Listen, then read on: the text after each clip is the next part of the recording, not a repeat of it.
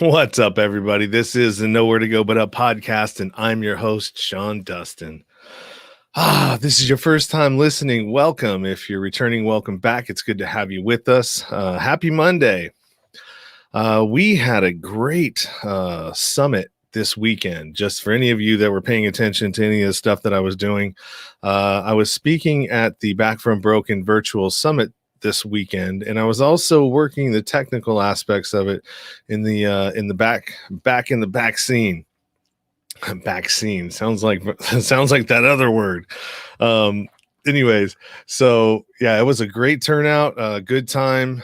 I loved being a part of that, and it looks like we're going to be doing a live event in December out in Atlanta. So be looking out for the information for that. If you're on YouTube, do me a favor and thumbs this video up, subscribe, share, like, do all those things. If you are looking for, you know what I forgot? I have a new website, and I have yet to, I always forget to promote. I'm the worst at self-promotion. So if you want to check out the new website, that is nowhere to go but up pod.com. And it's there's some things that are still under construction, but for the most part, it's got all the things that you need to know about the show. My link tree is where you're going to find all of the places to connect with me. Outside of that, that is linktr.ee/nowhere to go but up. If you're on Facebook, do me a favor and share and like this. And everywhere else, you know what to do. My guest today is Alex Glass, and he is a formerly incarcerated individual, spent time in federal prison. I've talked to him a few times, did a show with him and another friend of mine, Thomas FreeMe. And, I heard some of the things that he was saying, and I was really interested in having him on the show to talk about it a little bit more. So as soon as I get back from this intro, we will be talking to Alex Glass. So give me a second here, and here we go. Be right back. Sean Dustin spent time in federal and state prison for drug trafficking and fraud. Upon release in 2006, he had nothing but the clothes on his back, a bag of mail, and legal paperwork. In 2010, he kicked a long-time methamphetamine habit and started the long climb back up the ladder of life. This is the Nowhere to Go But Up podcast. If you want transparency and authenticity, you're in the right place. This is the Nowhere to Go But Up podcast, and this is Sean Dustin.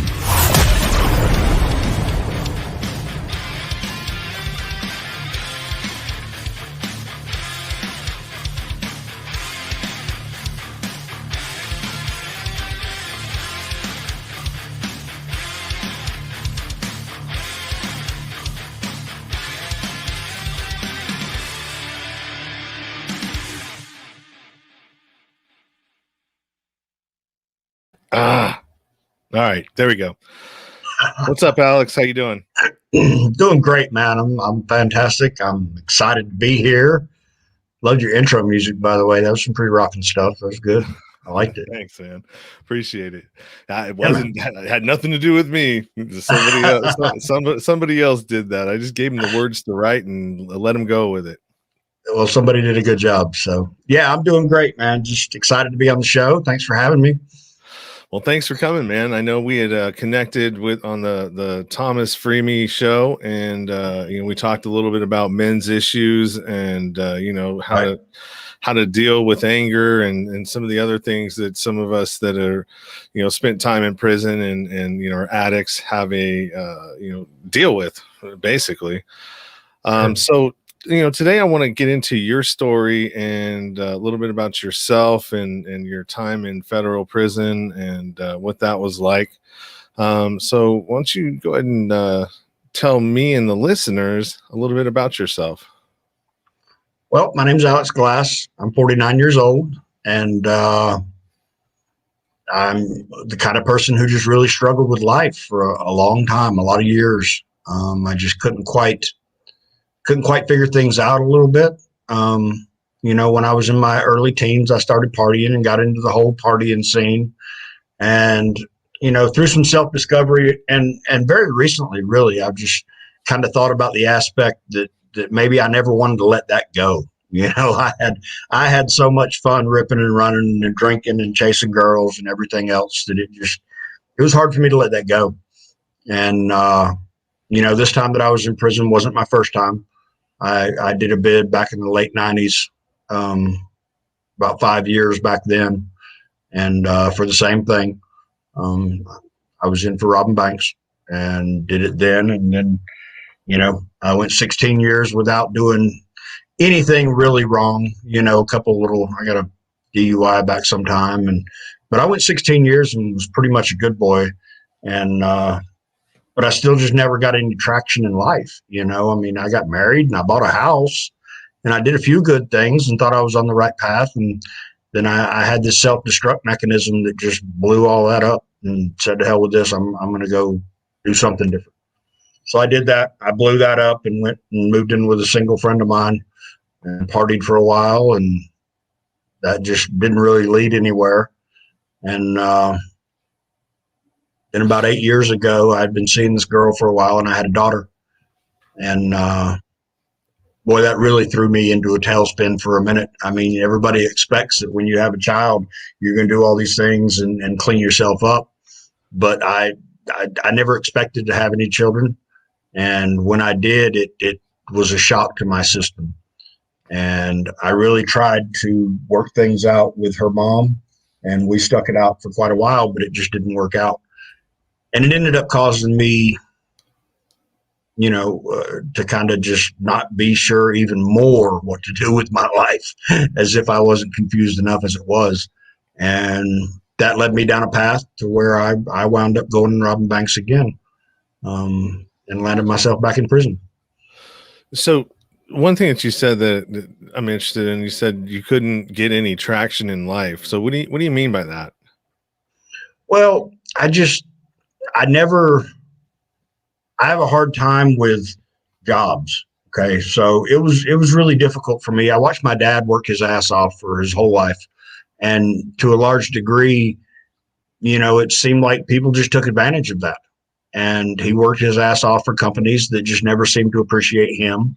And I saw that growing up and experienced some of it myself, to such a degree that it was hard for me to go out there and work my ass off for somebody else that wasn't going to appreciate me. I was going out there working hard to make somebody else's dreams come true. I knew that I was a commodity for them. And I mean, honestly, in our society, that's to a large degree what you're gauged by is what you do and how much money you make. So I never felt like I was quite adequate in that regard as far as being able to go out and work. I've always been entrepreneurial and had ideas, but ideas are really hard to get off the ground when all you really want to do is party and drink. Yeah, that tends to get in the way of going and progressing any further than your addictions or your what are those things called, your vices will let you go, right? Right. So what was your drug of choice? Was it alcohol or did you have any of the other ones? I was an alcohol guy. I tried several things. I dipped my toe into just about everything that was out there. I tried meth out a little bit, and I smoked some pot here and there, and did hallucinogens here and there, and I tried meth a time or two, but it was just I like to sleep too much, so I never got on that train too hard because I'd do the smallest little bit and I'd be up for 3 or 4 days, like, man, screw this, I want to go to sleep. So but yeah, alcohol was my thing, and I was pretty bad on it too. I mean, leading up to my arrest in 2017, I was drinking every day, and I would literally get up in the morning and I would drink to be able to get to a functionality point and be able to go through my day. The couple of times that I did try to quit, I wound up having seizures, and I tried to quit a few times and I made a little bit of success, but it never stuck. So, I mean, just to be frank about it, I really felt like I was in a place where if I didn't do something drastic with my life, I was going to wind up either dead or killing somebody else or just something along those lines. So I think subconsciously I wound up taking the lesser road of going to prison to kind of try to break the cycle. I know that sounds good now, but I really think there was something in my subconscious that knew I had to do something dramatic to change the course of my life. So what kind of an alcoholic were you? Because there's, I when I would get past a certain point, I turned into a violent guy that wanted to fight everybody. And were you an angry drunk or a surly drunk? I was usually okay for the most part, but I was easily triggered. It didn't take much to set me off. And that was one of the problems that I had in life in general was I let things bother me really bad. The slightest little things would just completely wreck my day. If somebody cut me off in traffic or something like that, it'd send me down to a spiral and just shoot my whole day. I would let it eat me up that bad. So the alcohol just intensified that to a large degree. I did a lot of things that I'm not very proud of. A lot of those had to do with fighting with my daughter's mom, with my daughter right there in the room.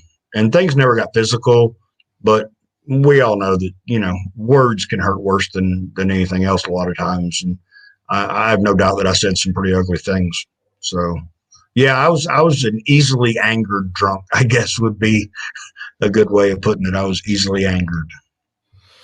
You mentioned another thing before we even get into your time in prison, your daughter. So you said that she, when you had her, it had the reverse effect. Like, for some people, it's, as soon as you have a kid, you're like, oh my God, life is real now. Now I'm living for somebody else. Now I have to, another mouth to feed. I got to make sure that, she has or he has medical and all these other things. And that wasn't how it affected you. Well, I mean, that all equates to responsibility. And up until then, I had been a very irresponsible individual. It was kind of probably one of the reasons that I bailed on my marriage and my house and everything else, because it was just I was having to be responsible, and I didn't want that. So it was a kind of situation where, all of my failures in life and all the things that I couldn't get traction on and couldn't hold a job and all these things, it brought it to bear in a way that it had never brought to bear in my life before. Because now here I was with somebody else that I'm supposed to be able to be responsible and take care of. And I couldn't do that. I for whatever reason, it just wasn't working, and there was probably some of it that was me choosing not to, or choosing to continue the behaviors. I accept responsibility for my shortcomings back then. But yeah, it had the opposite effect on me because I think it brought to bear all the harshness of my irresponsibility and how I had never really manned up and grown up to a large degree. So, yeah, I can really relate to that because I had the similar thing. Most of my life I spent growing up, with no supervision, no discipline. There wasn't my dad was there, but I only saw him, limited amounts of time during the week or weekends. And, I just kind of, I would spend so much time trying to figure out ways to get out of doing the things that I should be doing. Right. Or workarounds or, and when I got into life, that's why I started selling drugs, because it was like, all right, well, I want to do anything but go to work. Right. I don't want to go to work. And I want a job. That's just boring. It's terrible. Yeah. It's going to get in the way of everything. And make me get up in the morning and get up and do things. What? Yeah. So, what was your upbringing like? Was it, was it somewhat similar? Did you not get those things instilled in you that, so I don't know if that's like a normal thing that happens, because I don't even know what that is. No, it was actually, I'm one of those rare cases that, well, maybe not so rare, I don't think, but I had a great parents. My parents have been married for 56, 57 years now. Wow. Hardworking, you know. This is actually I'm staying at their house. After I got out of prison, coming up on 1 year actually. June 26th is my 1 year anniversary. And when I got out, they were like, "Well, they've got an RV and they like to go RV, and so they were like, just come and stay at the house, and that way we've got somebody there watching, for when we're gone." And so I'm actually here now. They supported me in every way that they could. I think that things were a little bit difficult because I was a difficult child. I had my own ideas about the way I wanted to do things, and my parents were of the old school: work hard, save your money, and one day you'll be able to retire. And for whatever reason, I just couldn't go along with that. I wanted to go rip and run and have fun and find a way to do that forever. I never wanted to grow up. I wanted to be Peter Pan. But I grew up with very, very good, very awesome parents. I can't say enough good things about them. Pixie dust. Right? Can I get some of that? And where are you I don't think that's code word for anything. I really just want to stay young. So unfortunately, the statistics, and I read an article maybe about a year ago, and it said that the wealth from generation to generation to generation is becoming much more difficult for the next generation. Like my parents were able to buy homes, right? Well, my generation, I'm a Gen X. Is that what you are too? I am too. Yeah, I'm a Gen X. Okay, so that generation is going to have a harder time buying a home because just the amount of money, with inflation and everything else, it just doesn't equate to being able to do that. So most of my generation and the generations following have to have help from their family unless they get into some sort of an awesome job or whatever. But the money just isn't going as far as it used to. No. So don't feel too bad about that. I haven't bought a home yet either. I mean, I got one that's on wheels. It's sitting out, not getting any use right now because I got a nice RV as well.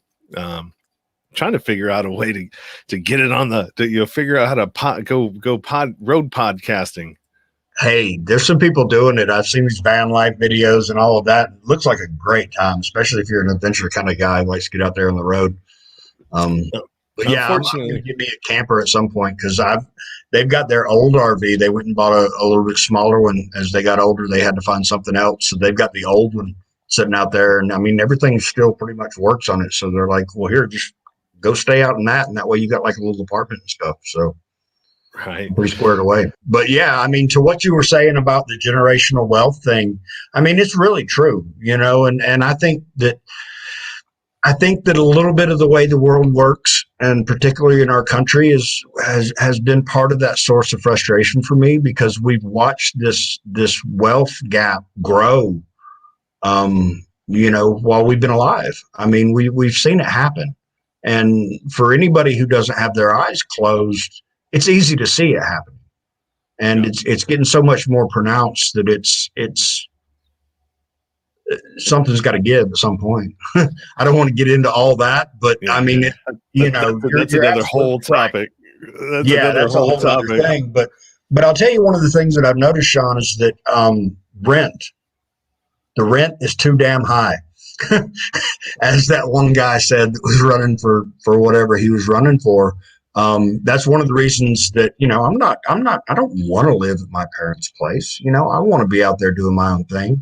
But for me, I mean, rent where I live, I'm around Asheville, North Carolina, and you're going to pay $1,200 to $1,400 for anything out of the ghetto. And even living in a trailer park or something is going to cost you $800 or $900 a month. So renting's not a great option. So what I've done since I've been out is I'm working on trying to build my credit up and sit here at mom and dad's and sack some money away so that I can go buy a place. Because you can get a mortgage for a whole lot cheaper than you can rent nowadays. Yeah, well, I'm renting right now, and the place that I'm in, excuse my French, but it's a shithole. to be honest with you. It was the only thing that I could come up with because I got kicked out of the RV park that I was staying in all in 2020 because they were, their mandates and everything else were just super strict. And I was Really? oh yeah, with the whole COVID thing. And it's like, dude, I don't know. I was fed up with it. They wouldn't let me have visitors and all this other stuff. And so I just went off on the people, and finally they had enough of me and all my questions. And, do you know, and all these things I was doing, I said, fine, get out of here. Wow. And so I had to find someplace real quick. Right. And Right. I was going to go to another one, but I was like, dude, I got my daughter now and I don't want to have to deal with any of that. And so the place that I ended up renting is like $2,000 almost. And it's not $2,000 worth of a place to rent for sure. Right. But the only good thing about it is it has enough room for my fifth wheel, which is a 40-footer, and then, 3 vehicles and jet skis. So, at least I don't have to put those in storage. We got a couple of questions here. Thomas says, what is Alex's most embarrassing drunk story? Well, we'll save that till afterwards, because I got to get into this whole, we're about 21 in and we got to get into the prison story. People are tuning in because they want to hear about your prison when we're chopping it up about some other things. And my friend Pamela, hi Sean and Alex, watching from Northern California. Hello, Pamela. You need to call me. We got I still want to do that hypnotherapy episode where she will I want her to hypnotize me and do it live on an episode. So can you please make him cluck like a chicken or something crazy for us, Pamela? If you do that, Alex Glass has a request. Please make him do something ludicrous for us. All right, so let's get into prison. So you got arrested the second time, or you went to prison for the second time for bank robbery, right? Yes, sir. Okay, the second time, what did you end up getting? 16 years? No, I was very lucky that the first ones had been so long ago, because it was over 15 years since I've been incarcerated on it. I didn't get the career criminal designation. So it was just a regular bank robberies. And since I hadn't, I be honest, I learned from my first one. So I didn't use a gun, didn't use a weapon, didn't threaten anybody's life. So I didn't get any of the enhancements that go along with it. So I wound up with 45 months.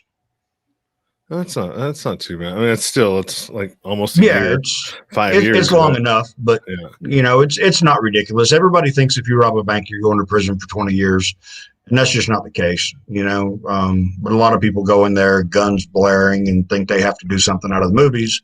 And all those enhancements are what gets you up there. I mean, the gun adds, probably 4 or 5 years just right off the rip. And that doesn't even have to be. It doesn't even have to be. You don't even. If you say that you have one, they're going to give you an enhancement for one, right?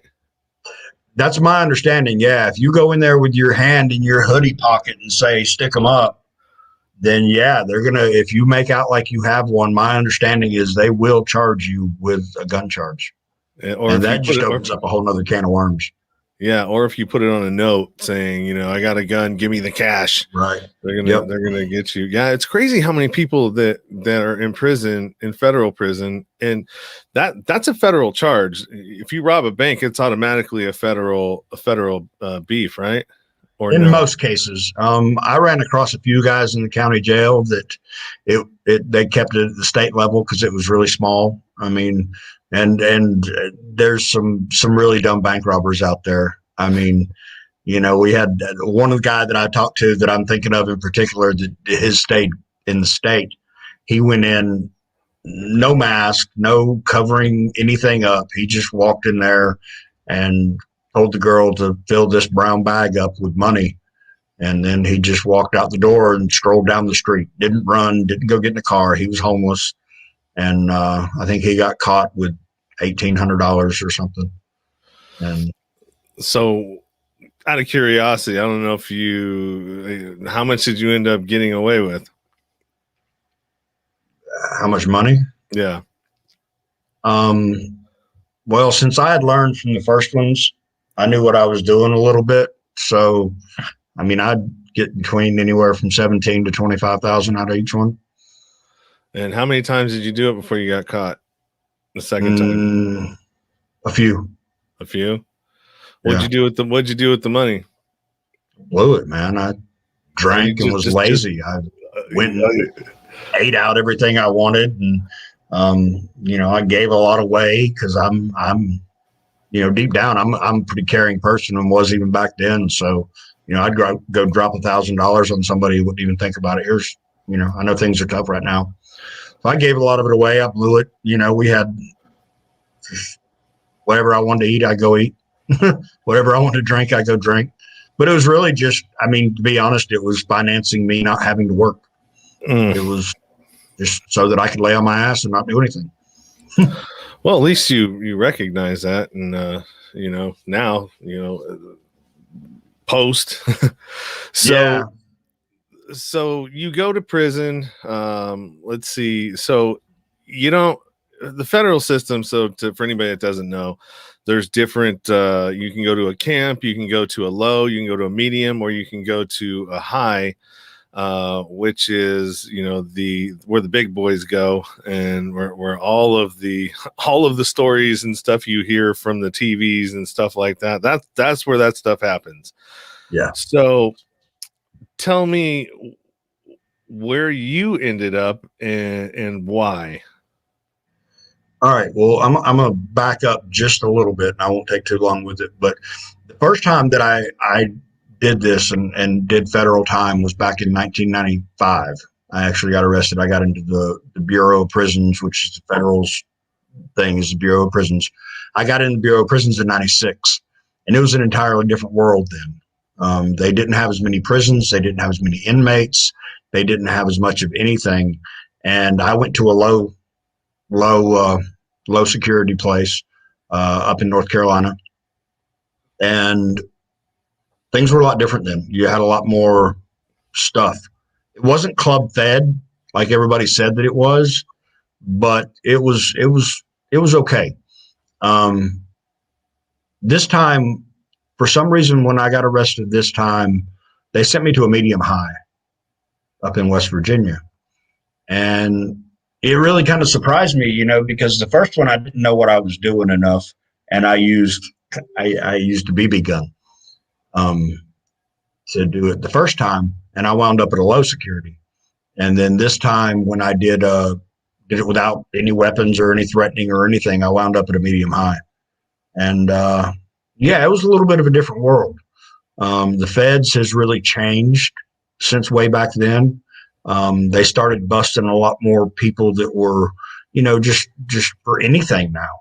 We had guys in there that got caught with, 7 or 8 grams of some meth or some crack or whatever, and they were locking them up in the feds, where it used to be that was where all the higher level people went, your kingpins and your smugglers that were, working in other countries and things like that.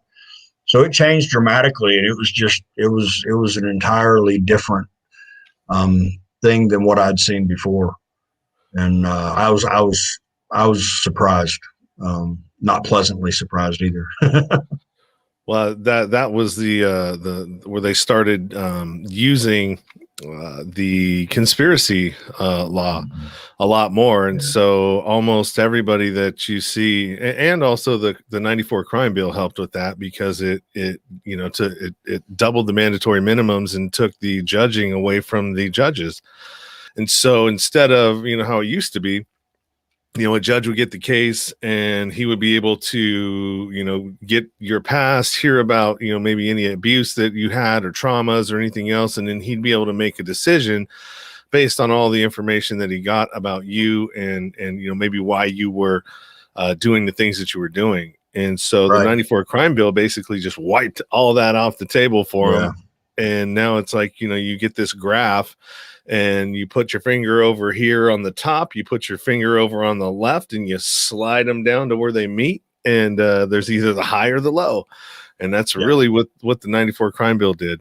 And it filled up a lot of prisons. That's for sure. Oh, they started going and building them like crazy. When I was in '96, when I first got in, I was at Butner, which is one of their big places now. There's a whole complex there. And I went to Butner, and I think when I got to the prison, it was built for like 1,000 people or 1,100 people. There was 500 people there. So I got in, like I said, right at the beginning of '96, and it was right after all that hit. So I got in at the beginning of all that happening, and it was kind of crazy to watch some of it. But yeah, it was kind of sad the way they're doing. Yeah. So any did you ever run across any situation when you got there that or see any of the violence that that you hear about on TV? Yeah, a little bit. I mean, we saw some fights, I I'm actually a really quiet guy and don't I try to stay out of those situations as much as I can. And that's one of the things about prison really, Sean, is that, if you're not looking for trouble, then it usually doesn't come looking for you. Now there's some exceptions to that because you got a bunch of idiots in there sometimes. And everybody's trying to show that they're tough and they're not scared and this and that and the other. So you got people that are quick to buck up and just kind of get in your face a little bit. But for the most part, if you're not bothering anybody, then nobody's really bothering you. So there wasn't a lot of that. But yeah, I mean, we saw fights. There were fights. There were people getting hit with stuff. There were people getting shanked, and saw a couple of people get stabbed. We had I didn't actually see this one. Beckley, where I was at, was actually kind of laid back for a medium high. But right before I got ready to leave, and I ended up going to a low for my last 6 or 8 months. Right before I left, they had started moving some people in that had made it a little rougher there. So right before I left, there was actually a guy, I guess I heard about it. I didn't get to see it, didn't want to see it, but some guy got his face cut up pretty bad, I guess, over a drug deal gone bad. And so yeah, there was some stuff going on, but like I said, if you weren't looking for it, chances were it wasn't going to just come and find you. Yeah. Did you ever get tested? Anybody ever try to push up on you? Because I know I got jumped when I was in doing my what was I doing? Fighting my case in the city jail in the contract facility, and I ended up smacking the wrong person and didn't realize it was a gang member, and well, learned my lesson there. Learned your lesson over that one. Yeah. I mean, sure, you're the new guy there, and people want to see what's up. So, but nothing ever really escalated past about a shoving match. And I was really kind of glad for that because I'm not a violent person. I mean, if you'll actually look at, and I had the opportunity to do this, if you'll look at the people who are in prison for bank robberies, they're not gangsters or thugs or anything like that. They're the quiet guys who lay back and plan shit and figure stuff out. And, part of the whole thing about robbing a bank is they're instructed to do what you tell them to do. They want to give you the money and get you out the door. So, and that's me to a T. I'm not a confrontational kind of guy, but yeah, I got into a couple of shoving matches, and but I was really lucky because I have some skills that were valuable, and I ended up going to work for a guy who had been at my prison for about 12 years, and he was the jailhouse lawyer there, and he took me under his wing, and I ended up becoming his assistant, and we clicked right from the minute I hit the yard.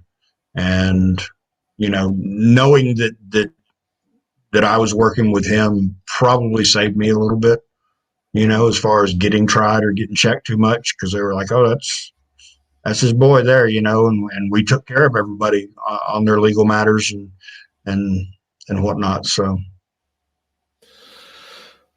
yeah. I mean, it happens when you get there. Not all the time. It really depends on your time is what you make of it. A lot of it, and as long as you stay out of owing people money, gambling, and drugs, you're going to be okay.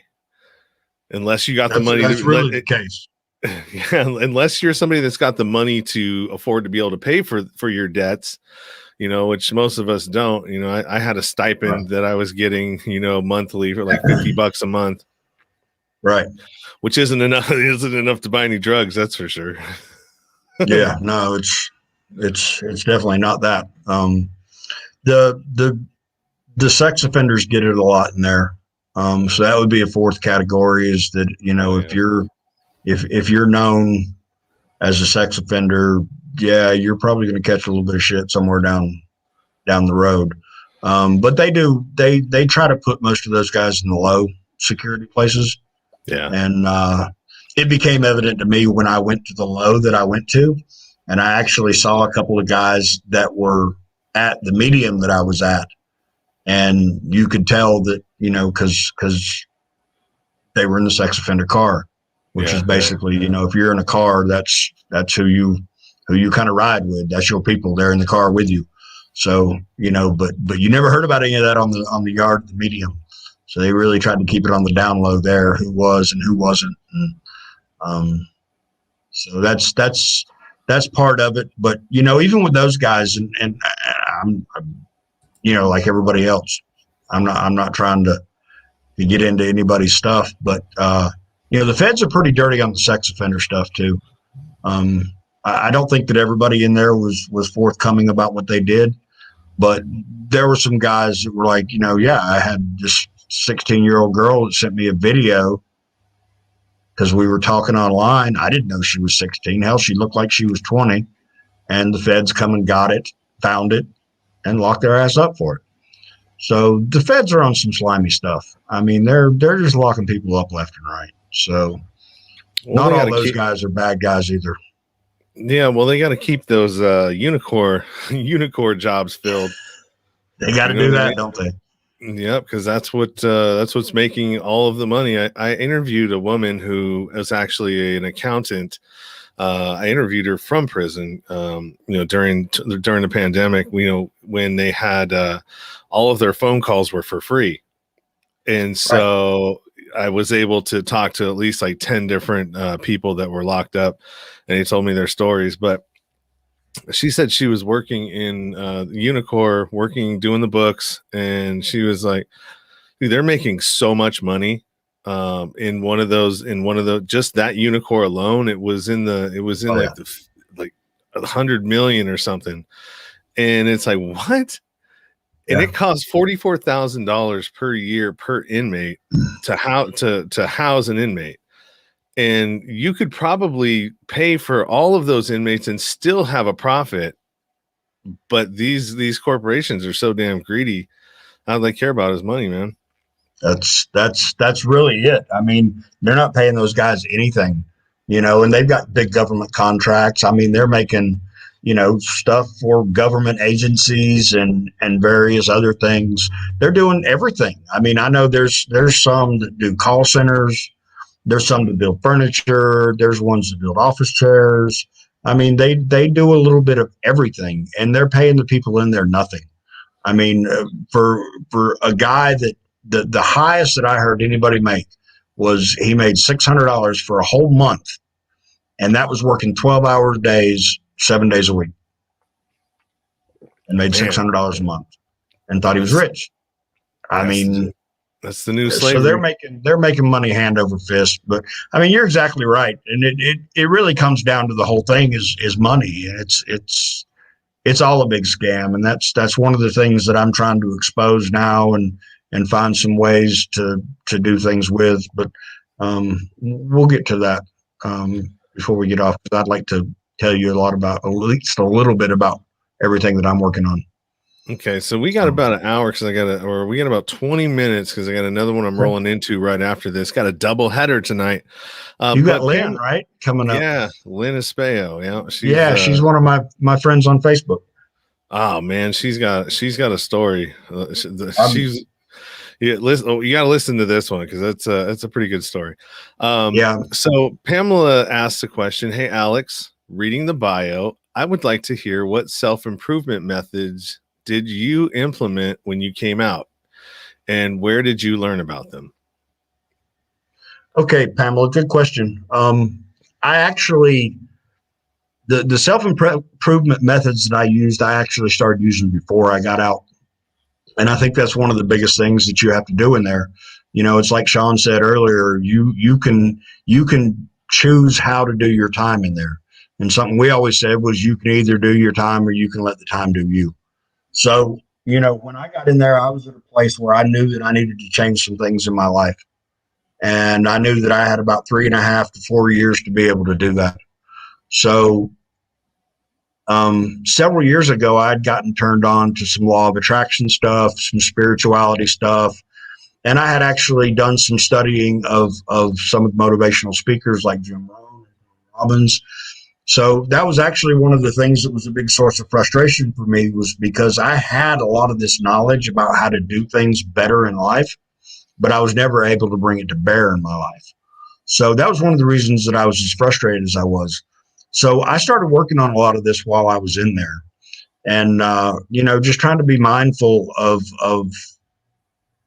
my thoughts and what I did and how I behaved, because I knew I was aware enough to recognize that I was kind of a negative, pissy person that would let anything just completely derail me. I recognized that my emotions control me more than me controlling my emotions.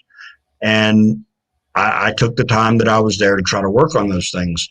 Something else that I did while I was in there was I did the 9-month residential drug abuse treatment program. So RDAP, and it's, you literally are in a unit with 120 other guys for 9 months, where you do classes and self-improvement type stuff every day. And that's actually where I developed my passion for life and trying to help other inmates and other people once I got out. And, you know, one of the things that I told the guys in one of the seminars I did, look, you've got an opportunity that nobody else in the world gets. You have 9 months to sit here and work on yourself and figure out how you got to be here and what you can do different in the future. And in addition to that, you have people that are willing to help you do that. You have the tools available and the resources to do that. So, you know, it was really a combination for me, Pamela, about how I did mine. And then as soon as I got out, I started connecting with positive people. I started watching positive things on the internet, on YouTube, you know, and just trying to do my best to put all these things into action that I had learned previously, and use them to my advantage and really start doing the work. I'm not a dumb guy, but I behaved really stupidly for about 45 years. And I said, okay, I got to turn this shit around. I have to. I have a daughter that I love dearly. I don't want to be this crappy dad. I don't want to be a dad that flakes out and is gone. I want to start being what I can be. So I really started working on all the personal development that I could. And I realized that a lot of that was just changing the way that I think about things. And I started doing that. That's one of the things you and I actually talked about a good bit, Sean, on the show with Thomas FreeMe, was just, you know, being aware of what you're thinking. And, you know, you don't have to catch it every time, but if you can sometimes catch yourself thinking negative thoughts or starting to go down a little spiral, just catch yourself and be like, I can make a decision to not let this drive me crazy, make me mad, and all these other negative things. You can make a decision to do that. And that was really when things started changing for me. And I did use my time wisely. Thank you for recognizing that, Pamela. I really tried to anyway. Yeah, that was a good answer, man. The woman that we were just talking about, Lynn Espejo. Hey, Lynn. Alex, what type of mental health issues, if any, do you suffer from due to the impact of incarceration? I don't know that there's necessarily any mental health issues. I like to think that part of that is because I've learned how to deal with my emotions, and knowing how my brain works and looking at all of that honestly. I used to probably suffer from depression quite a bit, and some anxiety. I still probably suffer from anxiety a little bit. If there's anything, that would be the biggest thing. I don't do great in crowds. You know, I'll get in a store and there'll just be too many people close by, and I'll get antsy and be like, okay, I gotta go outside. And that's what I'll do. I'll leave and go outside.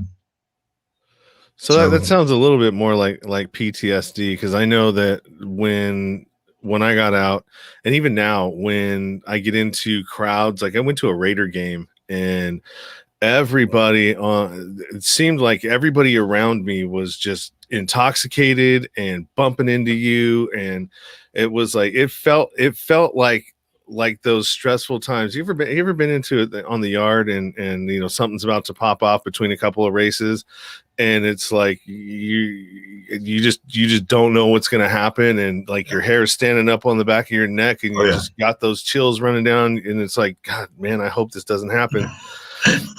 Right. You know? Yeah, absolutely. And it's so that heightened awareness is PTSD, you know, when you're not there. And so like whenever I get into situations like that, I'm always just like going, God damn, I gotta get out of here. You know, it just there's something in the air and I don't like it. Right. No, let's definitely. See. We've got Pamela got another one. That's what the kind of hypnotherapy I do is about, not the stage hypnosis. Changing your mindset. Sorry, Pamela, I couldn't help myself with the whole cluck like a chicken thing. I just couldn't resist. I apologize.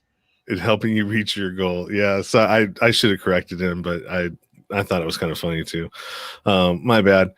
But yeah, that's, I mean, there's still some things that you know I struggle with even now, that I'd like to know kind of, you know, where they come from, or you know, try to change it. That would be definitely something I'd be interested in. So tell me about your relationship now with your daughter, because I mean that seems to be a really important focal point for you now, and where you're trying to go and where you want to be. Man, I'm so blessed, and I really am. I don't say that a lot about myself, but I'm very blessed. Even though I was a drunk before, I was a present drunk, so I was there, and we spent a lot of time together.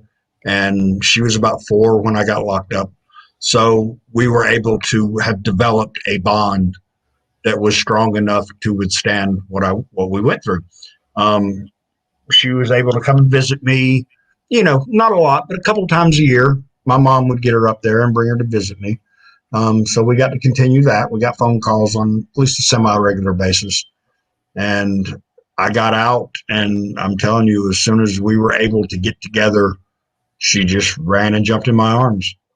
And, you know, I could tell a little bit was there, a little bit of uncertainty about how's daddy going to be, because, you know, I traumatized that girl, not only with me going away, but, you know, just through some of the things that I did.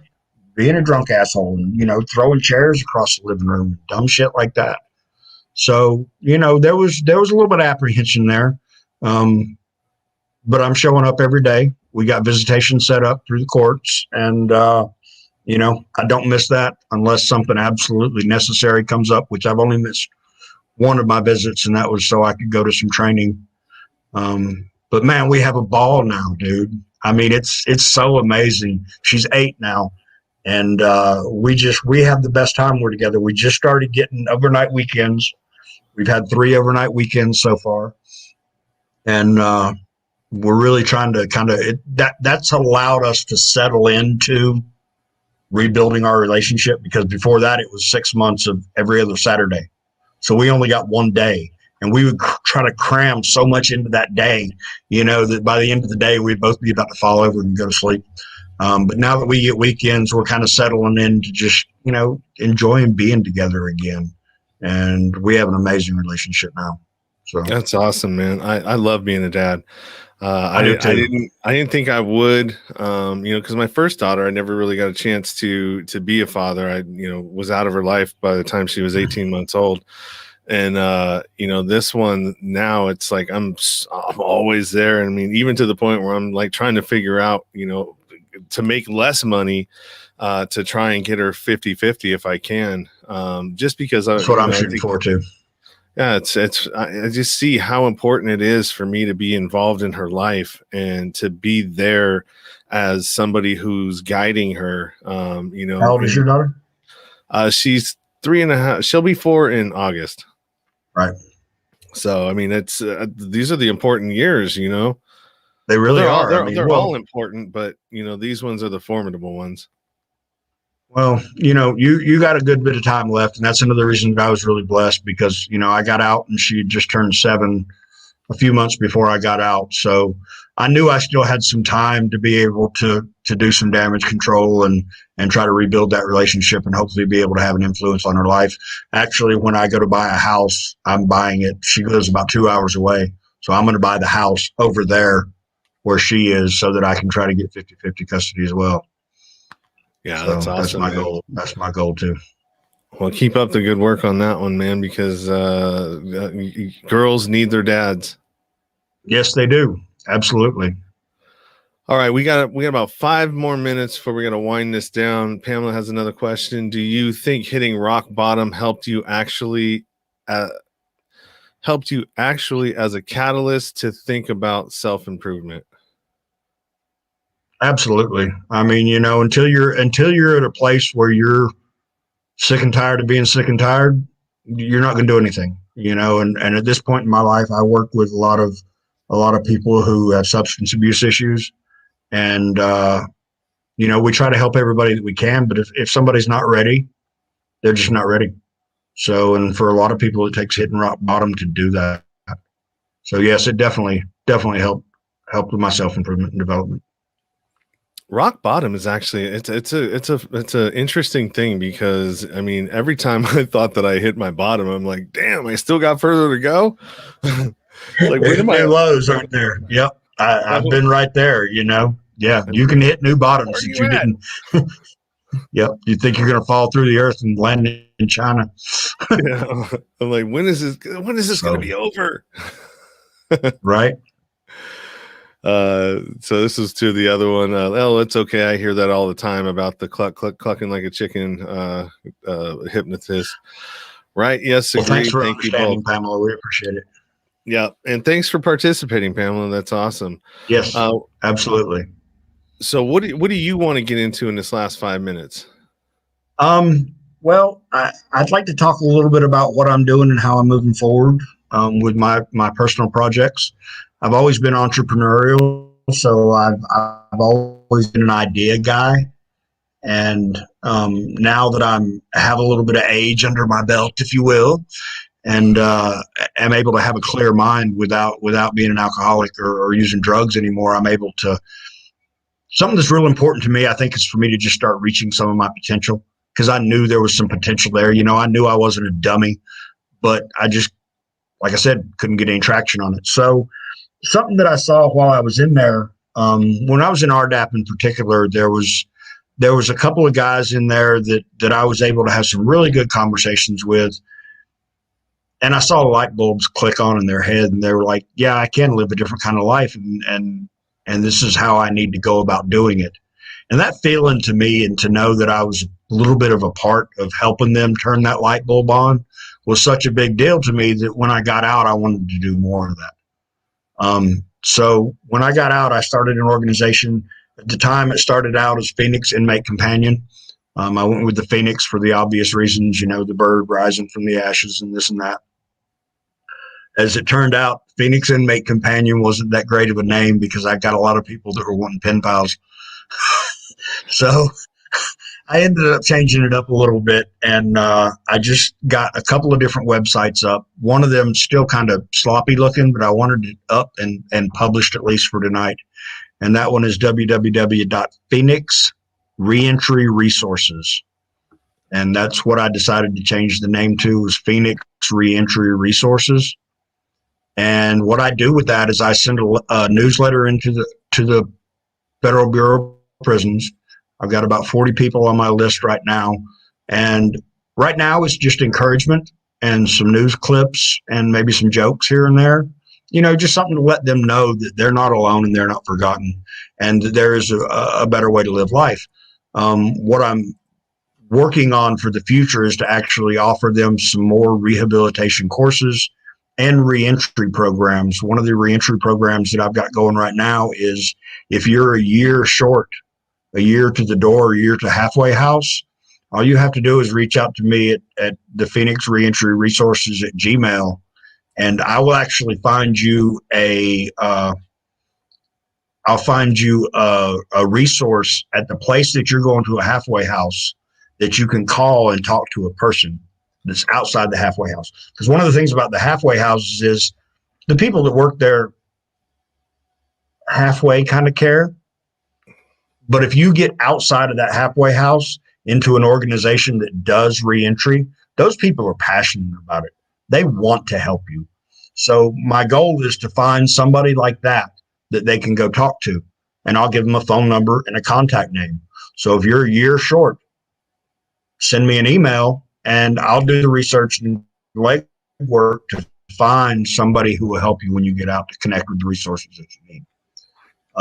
Now, the way that I'm handling funding all this, because I do have an entrepreneurial side, is through thephonephoenix.com. And what the Phone Phoenix is, in the feds, you pay a certain price for local and you pay a certain price for long distance calls. So what the Phone Phoenix does is the Phone Phoenix offers you a local number that you can provide to your loved one.